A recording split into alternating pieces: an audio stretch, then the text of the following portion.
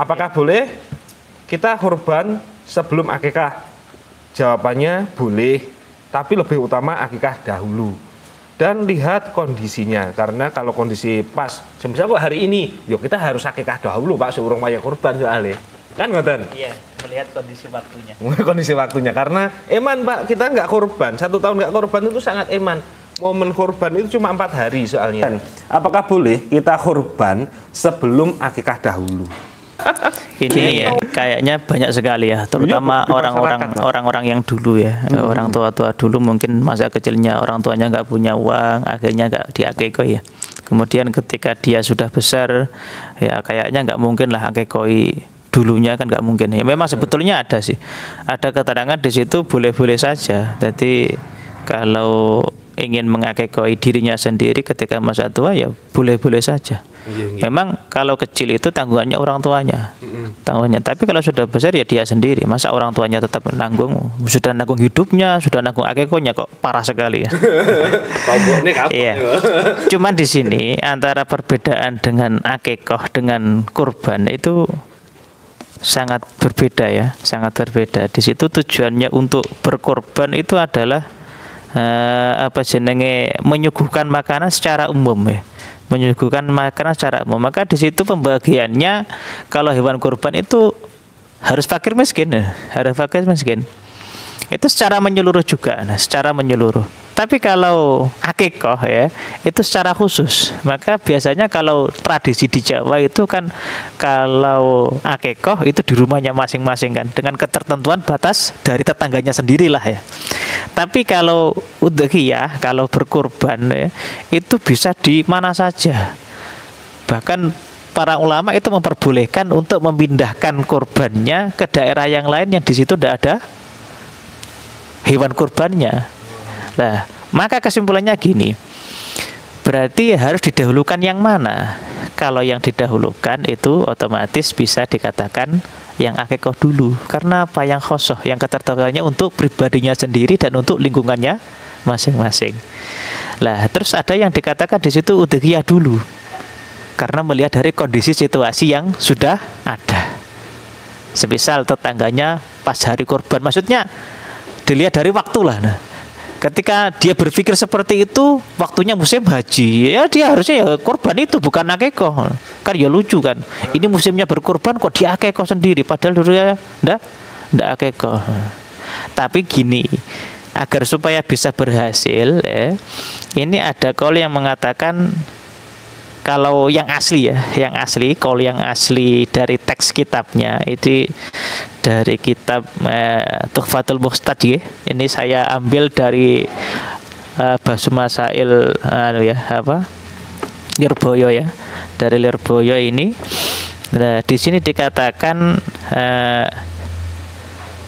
menyembelih ya, hewan kurban ya, sekaligus akikoh ya, jadi diniati dua-duanya ya, itu tidak diperbolehkan. Tidak diperbolehkan. Alias gini, niatnya nggak berhasil, hanya satu yang berhasil. Gitu loh, maksudnya gitu. Lah terus iya. Lah nggih. Jadi melihat dari kondisi waktunya itu tadi. Saiki ya lucu kan ya, sing dimaksudkan ketika hewan kurban kok dikake kok bareng kok cetil men kowe. Luru dadi sitok wae kan, luru wae kan. Kok satu jadi dua. Tapi di sini ada ulama yang memperbolehkan ya. Ada ulama yang memperbolehkan di situ dalam kitab Nihayah ya. Dalam kitab Nihayah di situ walau nawa bisyatil madbuhah ya, al-udhiyah wal aqiqah hasola. Jadi di situ diperbolehkan ya, atau berhasil niatnya ya, satu kambing untuk kurban sekaligus aqiqah. Tapi di situ ada juga yang ulama yang tidak menganggap kedua-duanya sah, hanya satu yang sah, yaitu tadi dilihat dari kondisinya. Juga dikuatkan oleh kitab Quliyubi wal Imroh juz 4 tapi Quliyubi wal Imroh. Di situ juga dikatakan falau jama'aha mal udhiyah bisyatin kafa. Di situ juga diperbolehkan untuk mencakup kedua-duanya tersebut sah menjadi akikoh dan kurban. Ya, jadi lebih enak juga sih, lebih enak juga. Ada toleransi. Ada toleransi ya. Tapi mosok tuh kok ngadu ngomong. Oh, Pak. Iya kan. Namanya ekonominya orang itu nggak mesti, Pak. Kadang ada juga yang bagus, ada yang istilahnya itu kalau apa ya, fikih itu enak-enak saja lah, Pak. Nggak begitu ribet-ribet amat, nggak perlu. Napa Pak? Ali Hakim kalau hukum piye, Pak? Wis kuwi lah. Jadi ya udah. Tadi dari Bapak Misto keren. Ya. Apakah boleh kita kurban sebelum akikah? Ini tadi saya ambil kesimpulan boleh, tapi lebih utama akikah dulu dan harus dilihat posisi kondisinya. Dalam arti kondisinya, kondisi waktu, semisal kayak di hari tasrek atau hari raya kurban, kok ada akikah koyo nggak tepat, kurang tepat ngono berarti Pak. Lebih utama kurban dulu karena akikah itu masih ada waktu setiap saat. Sedangkan ketika kurban itu waktunya cuma 4 hari. Yaumul apa Pak? Nahar, terus tasrek 3. Dan itu memang ya, hari yang benar-benar diharamkan untuk puasa kan ngoten. Jadi benar-benar kita itu dimanja-manjakan lah hasil ini. Cukup untuk menambah saja ya motivasi. Nganturakan. Sebetulnya kalau di dalam apa ya, tradisi dari orang dahulu dari orang nabi-nabi terdahulu niku dari Ibnu Abbas ya. Itu memang seperti apa ya, dari sahabat itu istilahnya hari nahar itu hari raya kurban dan hari raya tasyrik itu sampai Allah mengharamkan pada hari itu karena gunanya untuk makan-makan betul, enak-enak betul. Maksudnya gini, jangan sampai di hari itu ndak ada yang makan enak.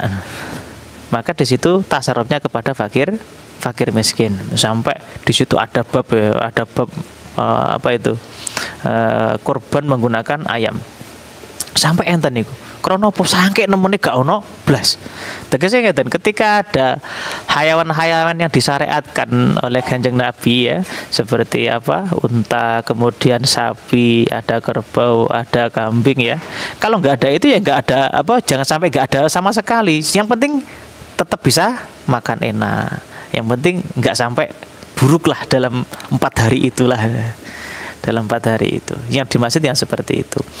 Tapi kalau yang punya itu kan seperti halnya orang yang mampu ya, orang yang mampu, maka ya juga harus di situ disunahkan untuk mengeluarkan hewan kurbannya.